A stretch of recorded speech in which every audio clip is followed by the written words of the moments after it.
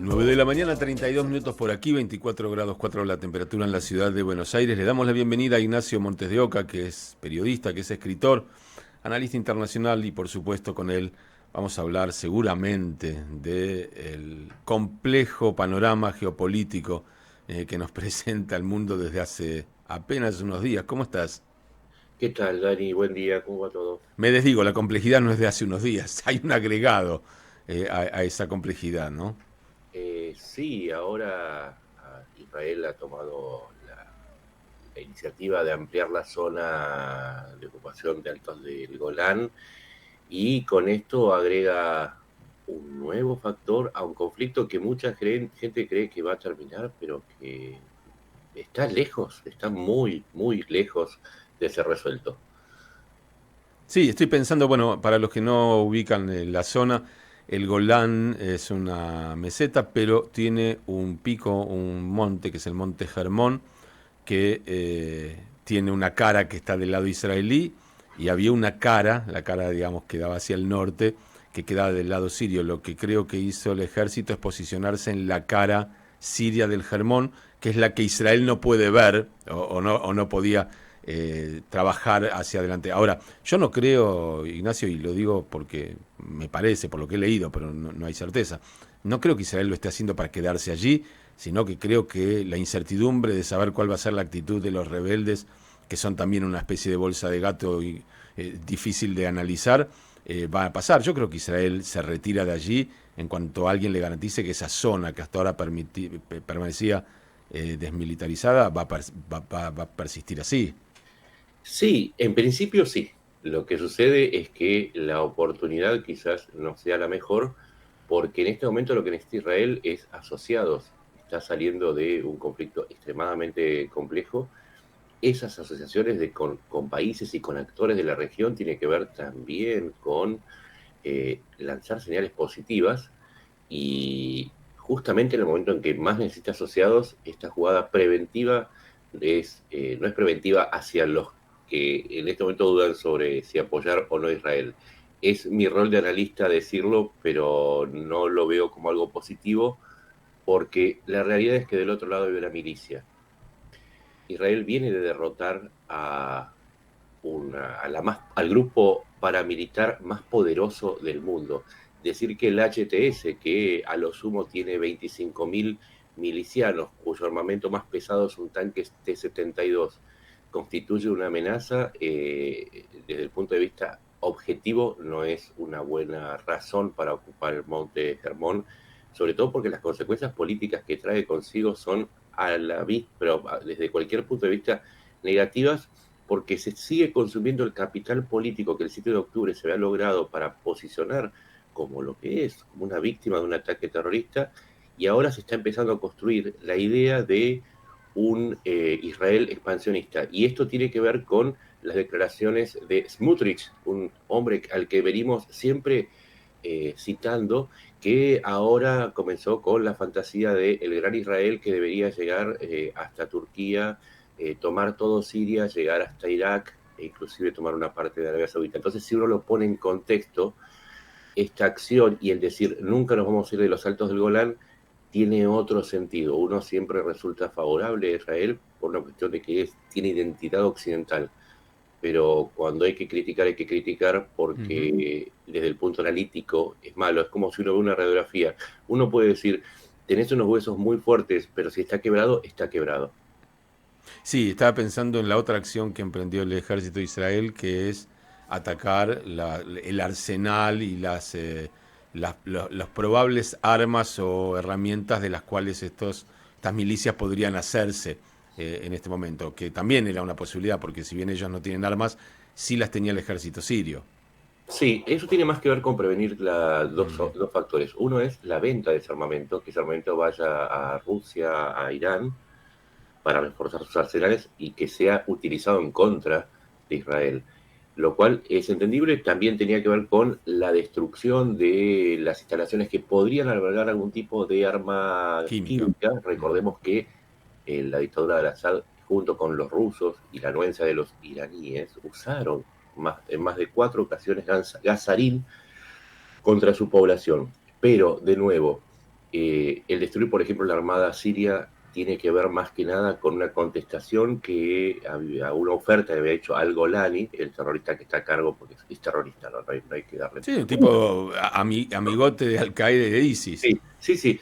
Se hace cargo un terrorista, dice nuestro enemigo es solamente Irán y Hezbollah. Le hizo una oferta a Israel. Israel le responde destruyendo todo el aparato militar sirio remanente. Ese es el tipo de diálogo que se da en Medio Oriente. Uno esperaría desde Buenos Aires que Israel dijera, bueno, nos frenamos hasta saber las intenciones de estas personas, hasta saber las intenciones, pero desde los actos, no desde las palabras. Pero, como decimos, es Medio Oriente, todos luchan por su supervivencia, y uno puede entender, pero no necesariamente justificar, porque si hace un análisis a largo plazo, Israel, insisto, lo que más necesita ahora es apoyo, no solamente apoyos formales. Tengamos algo en cuenta siempre. La opinión pública influye en los políticos. Los políticos toman decisiones mirando las encuestas. En la medida que la imagen de Israel se deteriora, se pierden apoyos internacionales a Israel. Y eso nunca resulta bueno para quienes intentamos acercar nuestro granito de arena.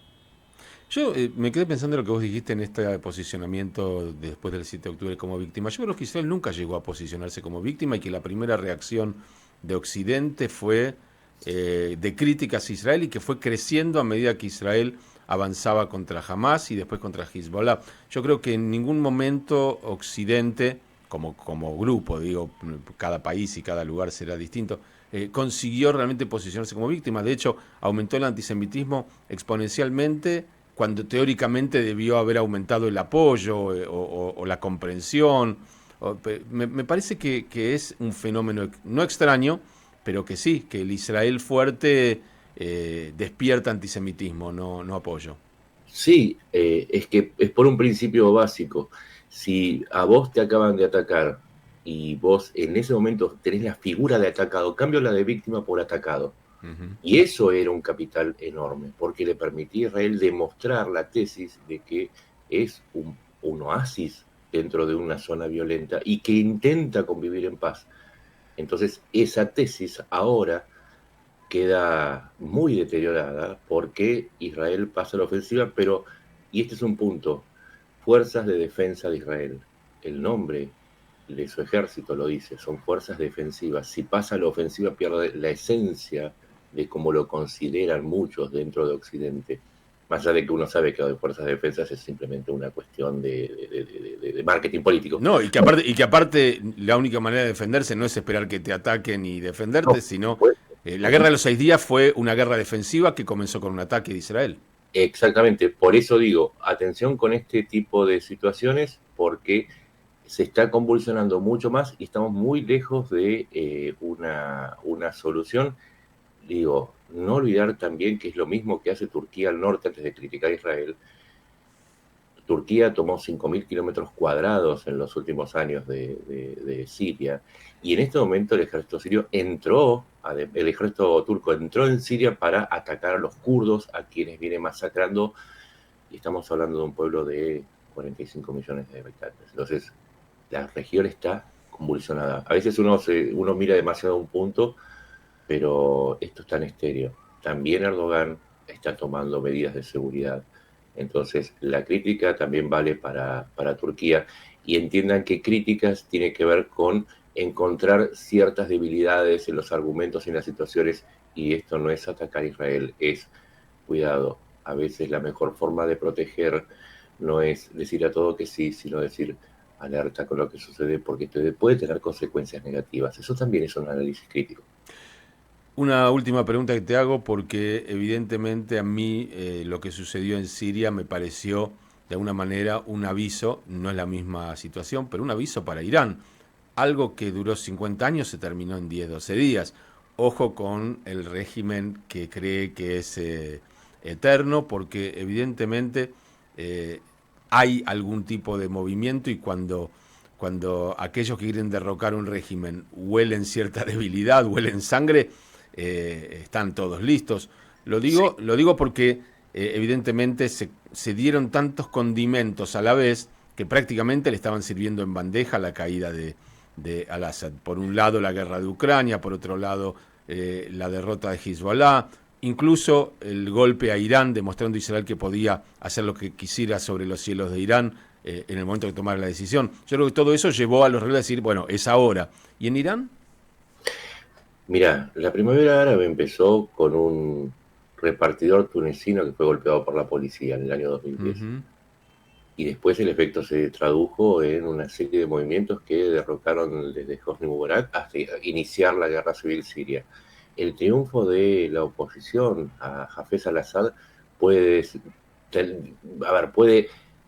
iniciar un efecto imitatorio en otros grupos, viendo que el resultado puede ser positivo. Yo creo que para Irán el problema más grande es ese, que sí, que a su yihad le puede responder un movimiento de oposición precisamente a los movimientos que viene instalando. Y el terror a la acción de Irán puede llevar a otros países a resistir con mayor fuerza a su yihad, porque en definitiva Irán no es un buen guardaespaldas. De hecho, es un guardaespaldas muy ineficaz. Entonces creo que los efectos de la guerra, del fin de la guerra civil siria en esta etapa, son mucho mayores, e Irán, al igual que Rusia, es quizás de los más perjudicados. Ahora, y ojo, que esto también hay que... Yo siempre evito los triunfalismos, ¿no? Soy fatalista en este sentido. Ojo, porque Hezbollah no deja de existir. Todavía hay 100.000, o por lo menos 100.000 milicianos armados con un arsenal impresionante. ¿Hezbollah va a seguir respondiendo a Irán? Esa es la gran pregunta que dejo, porque ahora hay otro oferente, hay otro sugar daddy de la política, que es Turquía. Si Irán pierde, gana Turquía, y Turquía queriendo hacerse cargo de la resistencia palestina, por llamarlo de una manera, habiendo alojado a Hamas cuando fue desalojado de Qatar. Mi pregunta es entonces... Y a la vez queriendo ser parte de la Unión Europea. Exacto, y queriendo ser nexo obligado. Y es parte de la OTAN. Sí, y es nexo obligado entre Oriente y Europa, a través de Constantinopla, pero también puede ser un nexo político en la llegada a Medio Oriente. Entonces, atención con Turquía, porque Irán se debilita, Turquía se fortalece, y los países petroleros sunitas son los grandes ausentes. ¿Cuál es la resultante entonces? La resultante es un cambio en el tablero de poder, y Occidente, y a Israel, considerando parte de Occidente, debieran prestar mucha atención a ese cambio en la ecuación. Supongo que lo estarán haciendo, Ignacio. Te agradezco mucho por este tiempo y esta posibilidad de pensar juntos. Gracias a vos, un abrazo grande. Nos encontramos en una semana. Ignacio Montes de Oca, periodista, escritor, analista, nos ayuda a entender. Está muy, muy complejo. A veces uno tiende a simplificar simplemente para poder comunicar o para poder entender. Pero yo me imagino las reuniones en los servicios de inteligencia, en los servicios de seguridad, en los altos mandos de los ejércitos de todo el mundo, tratando de entender y analizar cada movimiento de lo que está sucediendo, porque está todo en tiempo real y en desarrollo. 9 de la mañana, 46 minutos. Nosotros le ponemos un chiquitín de música y volvemos con Pensando las Noticias.